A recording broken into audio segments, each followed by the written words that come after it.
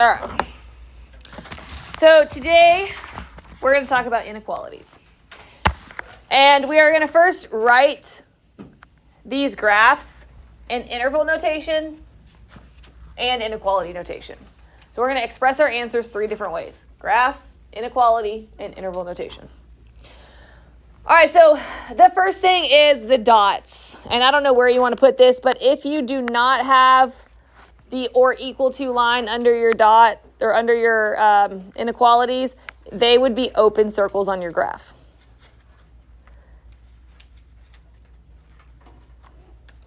And when you're talking about interval notation, you would have parentheses.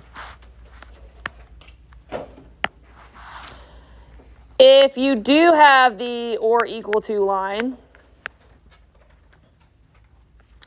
those would be closed circles on your graph and brackets. Yep. So if you don't remember that, somewhere on your paper, you're going to want to put that down just as a reminder. So on this one here, I know my number is going to be at 3. So it's going to be x and a 3. And I got to figure out which way my inequality sign's going. Because my arrow's pointing to the right, those are the numbers that are bigger than 3. So it's going to be greater than and or equal to because it is closed in. So that dot there is closed in. So you have the or equal to line. Kind of a little trick that you can use is the way that your arrow's pointing. So that guy is going to be the same as this guy. See what I mean there? So kind of a little trick if you want to use that. All right, I'm going to do all the inequalities and then I'll come back and do the intervals. All right, so for the next one, I've got x, and because my arrow is pointing to the left, that's going to be less than. It's an open circle, so there's no line, and then less than -6. And same thing, your arrows kind of match up there. All right, now on number 3, there is no dot. The whole number line is colored in. What would that be called? All real numbers. All real numbers, which is this little R symbol. That was kind of an ugly R. Whoop. That's better. All right, and then my last 2 examples, I've got 2 arrows. All right, and I've got 2 dots. So on this one, on number 4, my arrows are going outward. And so I've got an arrow pointing to the left and an arrow pointing to the right. So you're going to have 2 inequalities. All right, so this first inequality here, what happened? Is going to be x is less than 1. Because the arrow's going to the left. Your number stopping at 1. It is an open circle, so you do not have the or equal to line. Or I could talk about this other arrow, which is going to the right. So x is greater than, and yep, that number is at 5. And the little trick here with your inequalities, that will still work. It's like doing 2 problems in one.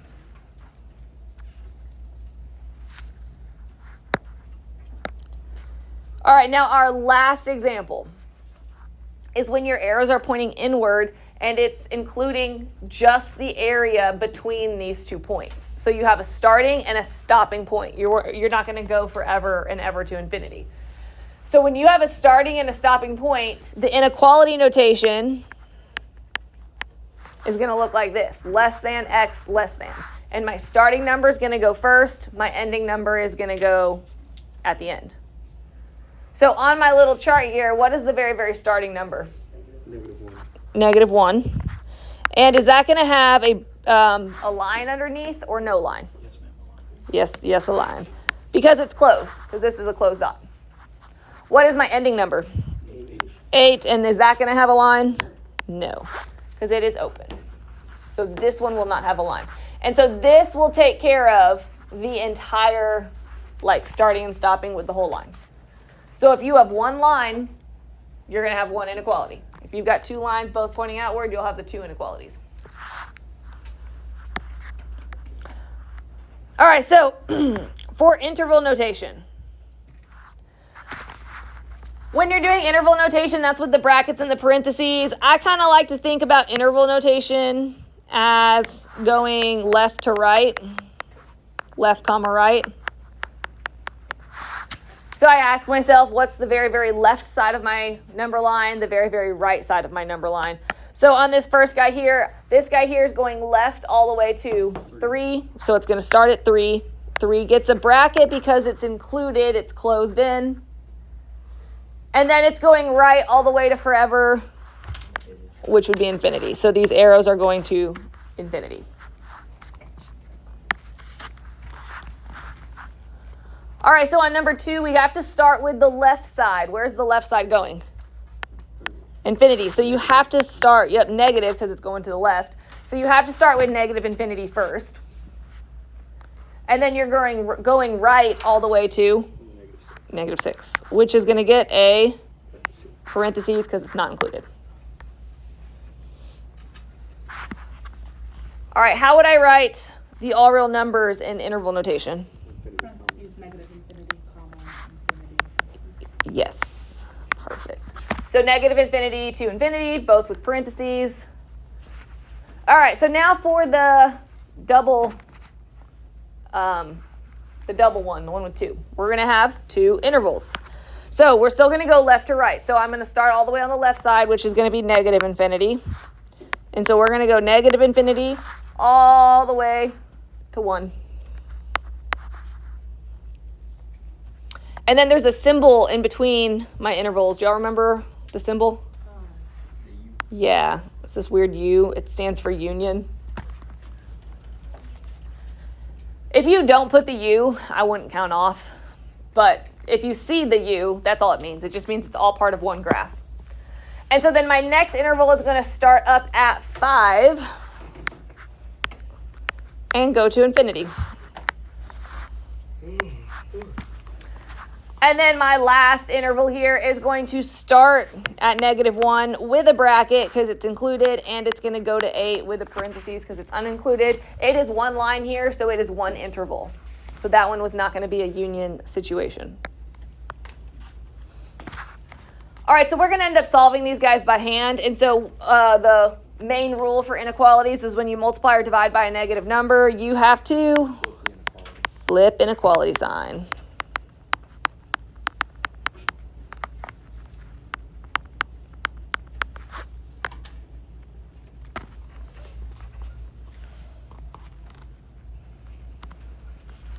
All right, the front side are going to be linear inequalities. So we're going to practice solving out some of these guys. Then I'm going to let you do the front of your homework, which is all linears. Then we will do the back side of the notes, which is quadratic inequalities. And then I will let you finish your homework. So that's kind of the game plan for today. All right, on 96. We are going to solve this linear equation just like we would a normal equation. So my first step is going to be to distribute the negative 3. So that's going to give me negative 12x plus 6, and then I still have the minus 4x is less than negative 90. After you distribute, we're going to combine my x's that are over here on the left. So I'm going to combine the negative 12 and the negative 4 and get negative 16x plus 6. Which is less than negative 90. And then I'm going to minus 6 on both sides, which is negative 96.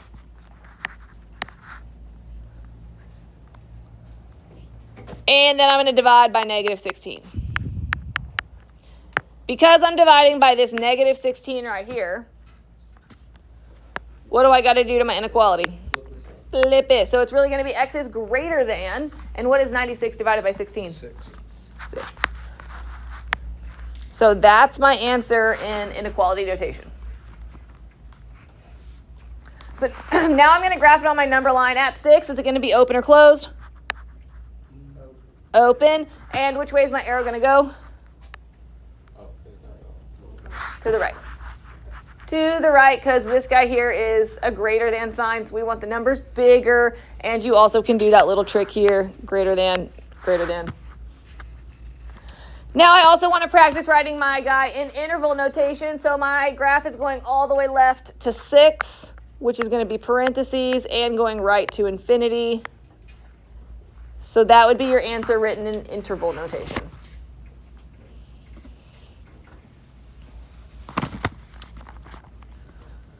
Okay. We are going to drop down to 97 now. All right, so on 97, the left side, I'm going to combine -5 and -3, and that's going to give me -8x. I still have the -2 is greater than or equal to, and then over here, I'm going to distribute the -2, which is going to give me -8x and -2. Yeah. Well, maybe. It is one of these special cases because when you add the 8x, that's going to cancel, right? So what are you left with on the left side? -2. And what are you left with on the right side? Is -2 greater than or equal to -2? Yes, so because this statement works, what is my answer? No, all real numbers. So because it works, we're talking all real numbers, which is if you're doing inequality notation, it's a little r. If you're doing interval notation, it's -infinity to infinity. And if you're talking about your graph, what am I going to do on my graph?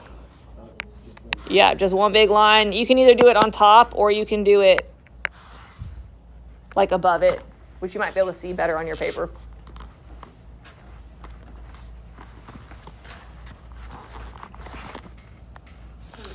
Okay, go to 98.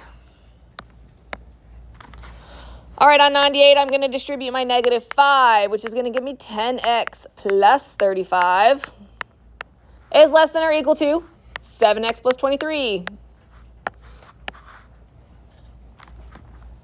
All right, so I got to get my x's together. So I'm going to minus 7x, which is going to give me 3x plus 35 is less than or equal to 23. And then I'm going to minus 35, which is going to give me 3x is less than or equal to -12. And then what would you do? Oh, divide by 3. Do I have to flip the inequality sign? No, because 3 is positive. So I don't care about the -12. That's not what I'm worried about. What I'm worried about is that bottom number. So if that bottom number is negative, we flip it. If it's not, we're going to keep it the same. So my answer here is going to be x is less than or equal to -4. All right, so that's inequality notation. So I'm going to plot my point here at -4. And is it open or closed? Closed. And which way is my arrow pointing? Left. And so in interval notation, I'm going to say -infinity all the way to -4 with a bracket because it's closed in.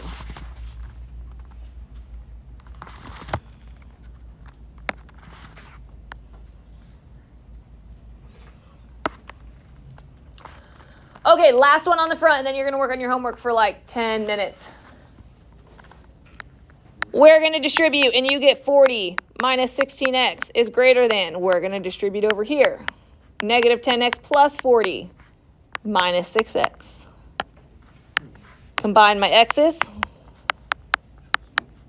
and I get -16x plus 40. So this is going to be another one of those special solutions because when you add your 16x, it goes away on both sides.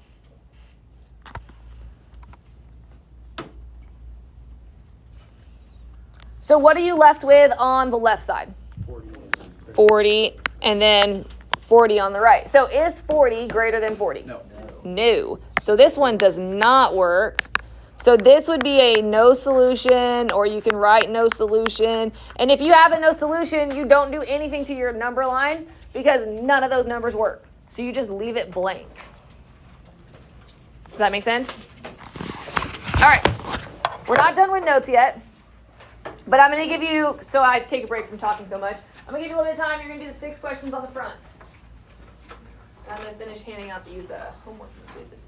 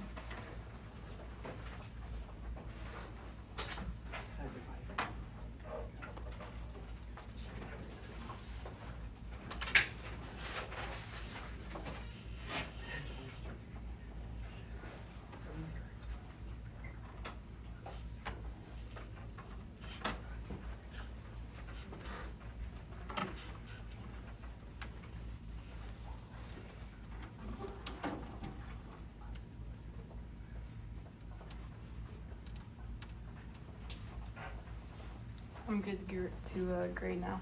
Are you sure? I think so. Feeling good about it? Perfect. I need the key for calculus though. Okay. Oh, and today's key for pre-cal. Yeah. We did homework 7, right? Yes. That one, I think I'm gonna grade. Just grade the first question, because the second question, there's all different ways that they can write that answer. Okay. So just grade this one, and then I'll go in and grade the second one. We'll say,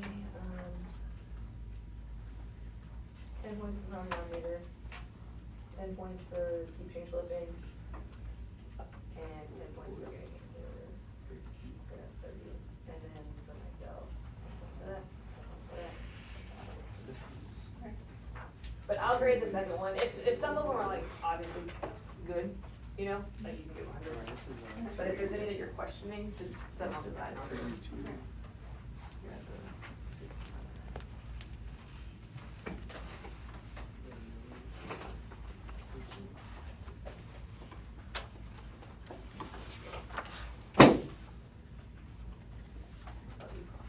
You need a decimal on the fourth one? I don't remember. Let me find out.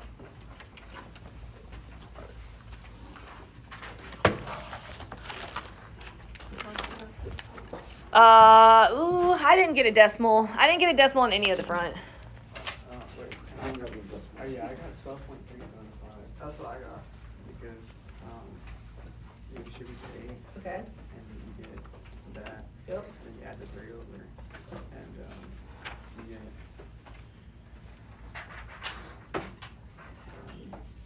or 5. Wait, no. 66, yeah. 660. Because when you add the 3, this is negative. Yep. And so then now add the 32. Let's see if that works. What is it? What happened? I think I did.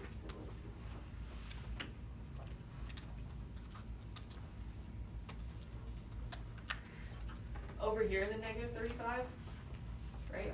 So you would have to add it when you move it over here. Oh my god.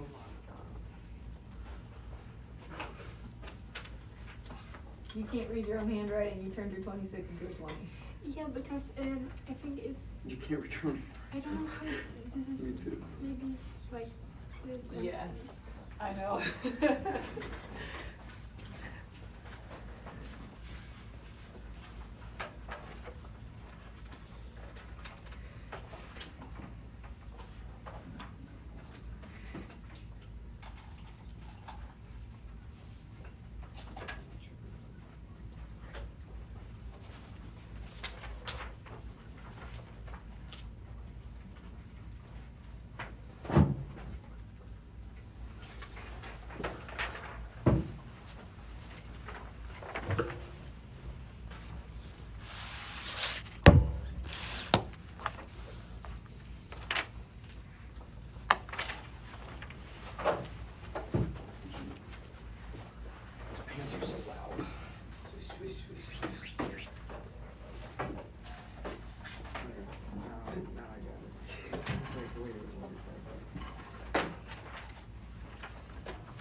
Let me know if any of y'all need help. Wait.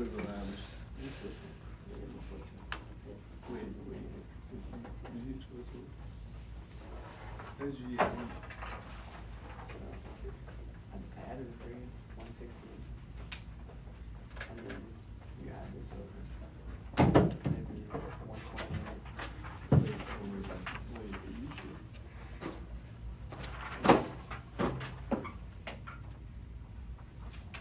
And then you divide it by the negative, so it just gives the sign. I combined it like twos or three.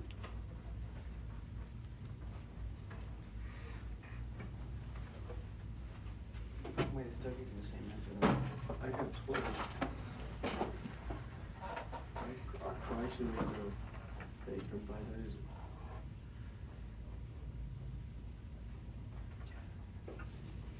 Wait, I think either way we can.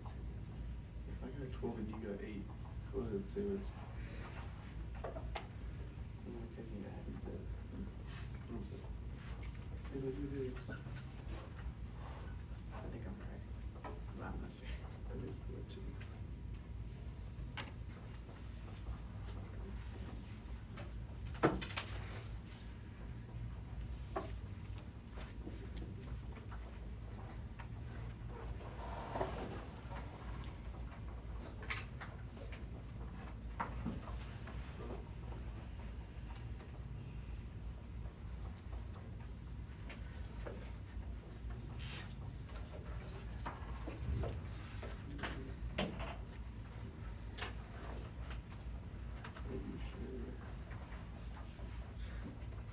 Oh, which one? I only got 12 again.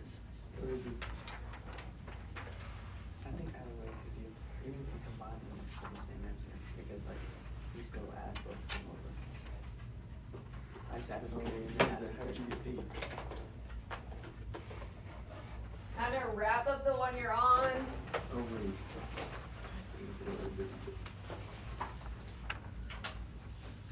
Are you all okay? Yeah. Okay, you figured it out. Yeah.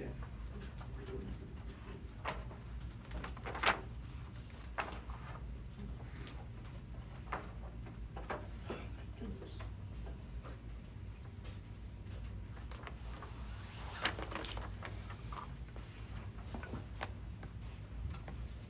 You're good. Mm-hmm. I just forgot to flip this on.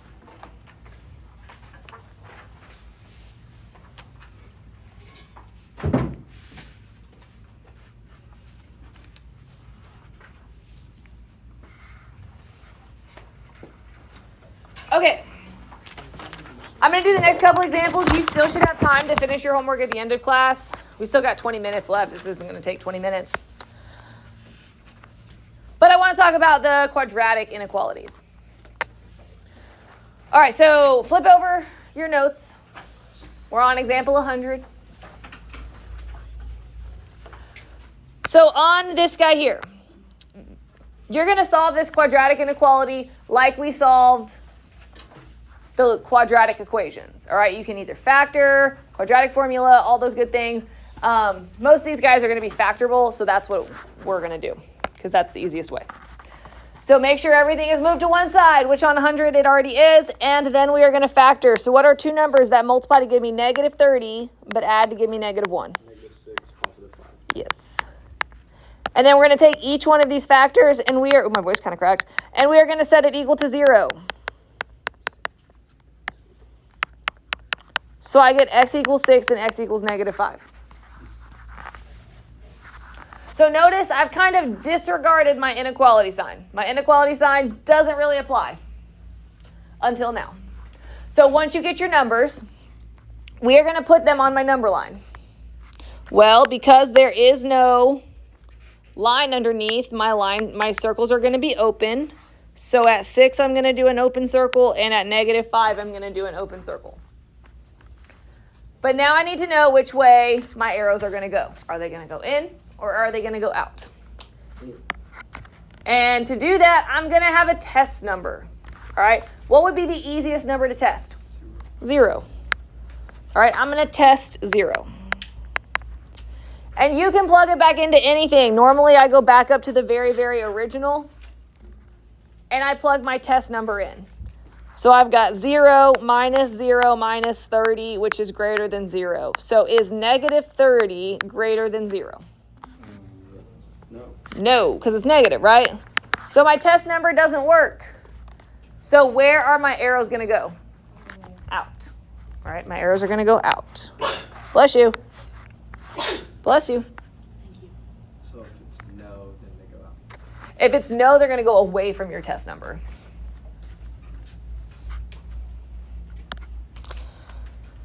All right, and so now to write these guys as inequalities.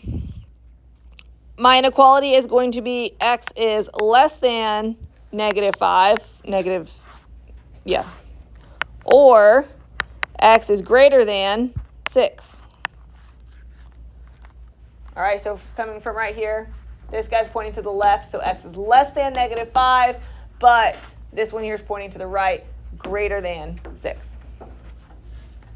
And then as interval notation, I didn't really leave enough space here, negative infinity all the way to negative 5 with a parentheses, and then 6 to infinity. Got a little squished there, sorry.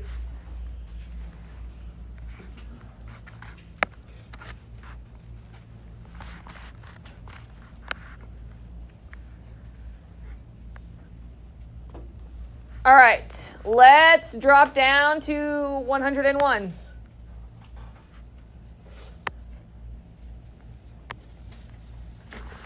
All right, so on example 101, I need to first move everything to one side. So I'm going to add the 10x. So add the 10x to the other side. And then I have a GCF. What can I take out? A 2 and what else? An x. And when you take a 2 out, you're left with 2x plus 5.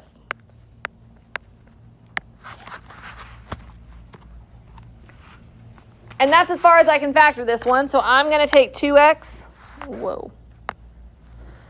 equal it to 0. Take 2x plus 5, equal it to 0.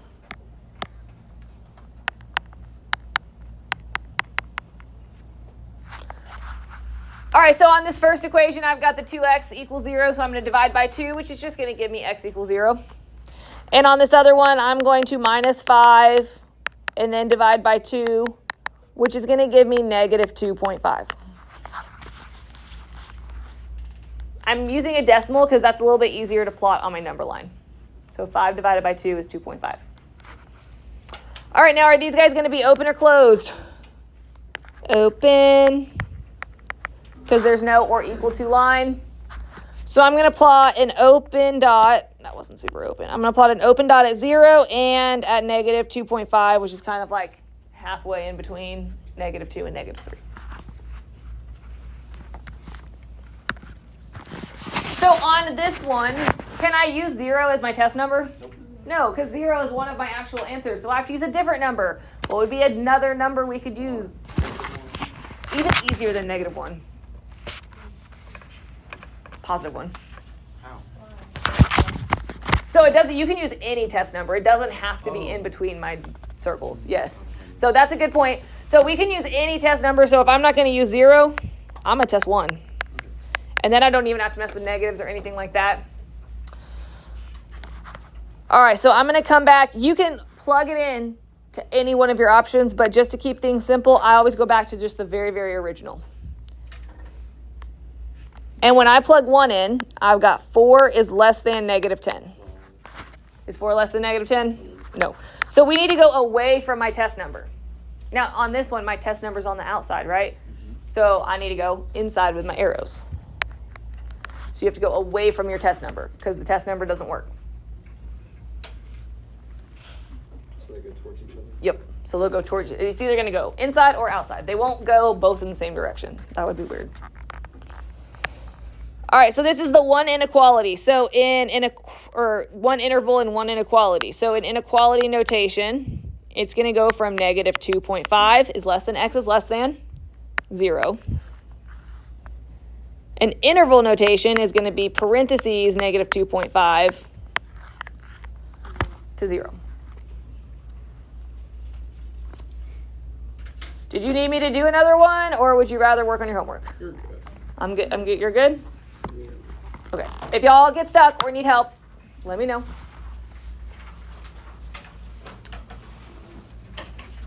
But you've got like 13 minutes, so hopefully you can get most of it done.